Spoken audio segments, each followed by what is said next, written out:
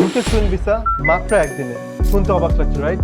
But আমার পাশে আজকে যে স্টুডেন্ট আছে ওর ইউকে স্টুডেন্ট ভিসা ডিসিশন এসেছে ঠিক বিএফএস সাবমিশনের একদিন পর।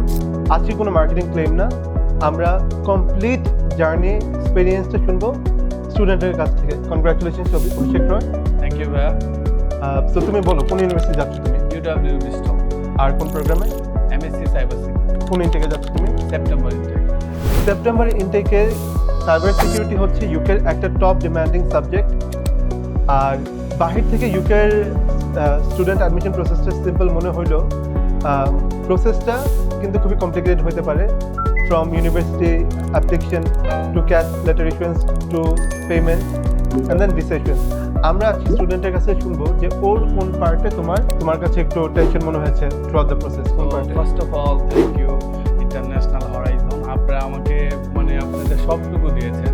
যেহেতু আমার as an student, international student, আমার ভয় ছিল আমি কীভাবে অ্যাপ্লাই করবো, কীভাবে গ্যাপ পেমেন্ট আমার আসবে, দেন কীভাবে পেমেন্ট করব। কারণ কি আমি যেটা আগের ইনটেকে অনেকগুলো দেখলাম রিজেকশন ছিল, তাই আমি এগুলো নিয়ে অনেক ভয় ছিল। কিন্তু আপনাদের টিমকে আমি যখন রাত ইভেন 2টা বাজে বা 3টা বাজে ফোন দিয়েছি, আপনারা সবসময় আমাকে অনেক হেল্প করছেন। তো আমি সবাইকে সাজেস্ট করবো ভাইয়াদের সাথে একটু কাজ করতে। সো তোমাকে তো জাস্ট আমরা কোনো ডকুমেন্টস চেকলিস্টে বলি না যে তুমি করো, রাইট?